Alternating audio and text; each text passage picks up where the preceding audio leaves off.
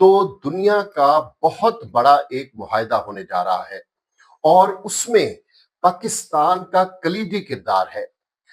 ایران اور امریکہ کے درمیان جو معاہدہ ہوگا اس سے شاید پوری دنیا سکھ کا سانس لے۔ میں نے شاید اس لیے کہا ہے کیونکہ لبوں اور پیالے کے درمیان اب بھی فاصلہ ہے، کچھ بھی ہو سکتا ہے۔ اس لیے اتنا ہی ہمیں خوش ہونا چاہیے جتنا خوش ہونے کا جواز بنتا ہے، کیونکہ گزشتہ 100 دنوں میں کئی بار ایسا معلوم ہوا ہے کہ اب تیسری عالمی جنگ جو ہے وہ چھڑ گئی ہے اور اس میں پوری دنیا اس کی لپیٹ میں آ جائے گی۔ لیکن پھر ایسا بھی معلوم ہوا کہ نہیں، اب معاہدہ ہوا کہ اب ہوا۔ لیکن آخر کار جنیوا کا پہلے ڈیسائیڈ ہوا تھا، اس میں بھی اب جو چینج ہوئی ہے، جو لوکیشن چینج ہوئی ہے وہ ہے برگن اسٹاک ریزارٹ۔ یہ سوئٹزرلینڈ میں ہی ہے، جنیوا سے ہٹ کر۔ اس کو چینج کرنے کی ایک بڑی وجہ اس لیے کی گئی ہے بیان کہ یہ جگہ اسرائیلی جو گنڈے ہیں، موساد کے جو گنڈے ہیں، ان کی سیکرٹ سروس کے، اس کی دست برد سے محفوظ یہ جگہ ہے۔ اسرائیل جو سب سے زیادہ ناخوش ہے اس آنے والے معاہدے سے، وہ اب بھی چاہے گا کہ کسی نہ کسی طرح جو شرکاء ہیں اس معاہدے کے، جو لوگ اکٹھے ہوں گے، ان میں سے کسی کا وہ ایسی سچویشن پیدا کر دے، ایسا کوئی حادثہ پیش آئے کہ یہ معاہدہ نہ ہو۔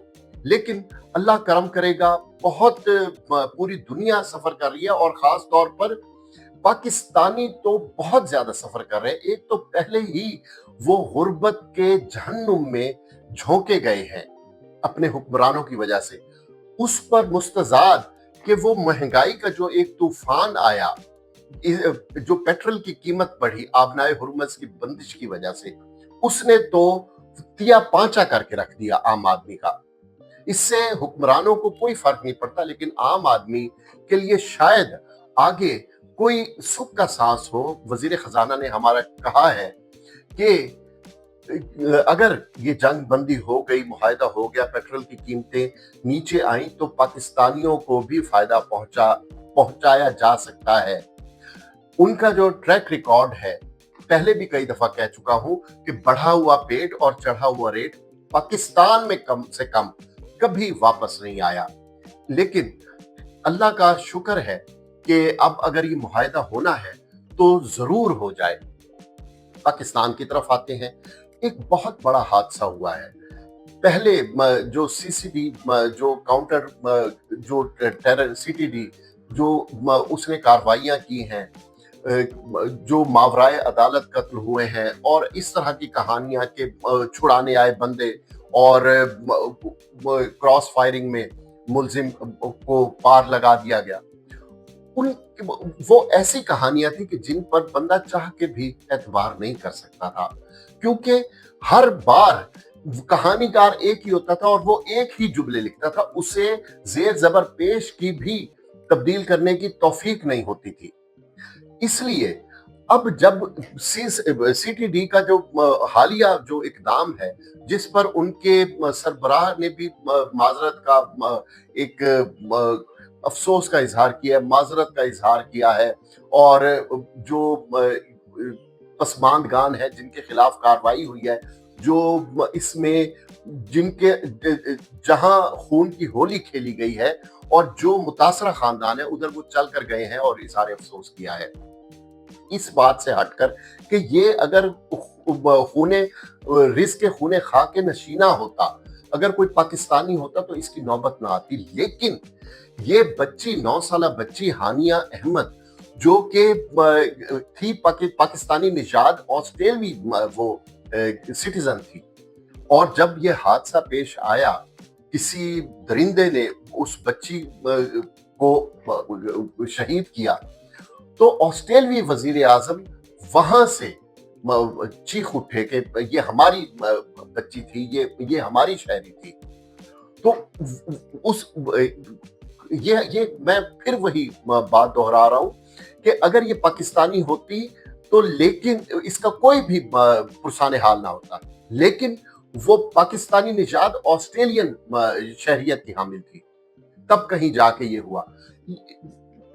अदालती जबान में एक बात कहते हैं कि अगर 100 मुजरिम भी सजा से बच जाएं तो वो चलेगा, लेकिन एक बेगुनाह को सजा नहीं होनी चाहिए।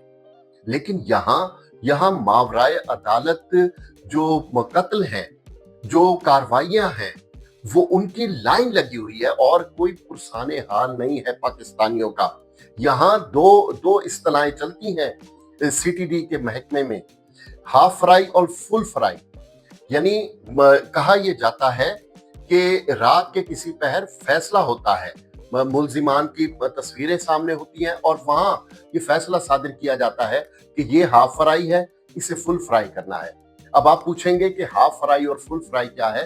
हाफ फ्राई ये है कि टांगों में निचले जिस्म के निचले धड़ पे गोलियां मारनी है, सिर्फ जख्मी करना है, मारना नहीं है। और फुल फ्राई ये है कि उसे पार करना है, यानी उसे उसका पत्ता ही साफ करना है। ये हाफ फ्राई और फुल फ्राई की इस्तिलाह मेरे लिए भी बहुत यानी रोंगटे खड़ी कर देने वाली थी। अब आखिर में हम जिक्र करते हैं इमरान खान साहब अडियाला जेल और अडियाला जेल के बाहर जो धरना होता है। मैंने आपको पहले भी बताया, इमरान खान से मुलाकात का दिन कहा यह गया पीटीआई की तरफ से कि 10,000 से ज्यादा लोग आएंगे और वो धरना देंगे, और जब तक इमरान खान से मुलाकात नहीं करवाई जाएगी ये लोग धरना खत्म नहीं करेंगे। लेकिन उधर गिनती के 200-300 बंदा उधर मौजूद था। अब आप अंदाजा लगाएं कि उनके अपने अराकीन असेंबली भी वो खुद नहीं आते तो वो बंदे कहां से लाएंगे। अलीमा खान साहिबा को ये कहना पड़ा और वो बड़े दर्दमंदी से उन्होंने ये कहा कि हमारे जो कायदीन हैं वो कहते थे कि अचक जई साहब हजारों कारकुन लेकर आएंगे। बंदा पूछे महमूद अचक खान अचक जई, वो जो एक उनकी जमात की सिर्फ एक ही नशिस्त है और वो उसी पर वो खुद विराजमान है, और एक ही नशिस्त के बलबूते पर वो अपोजिशन लीडर बने हैं पीटीआई के वोटों से। वो कहां से बंदे लेकर आए?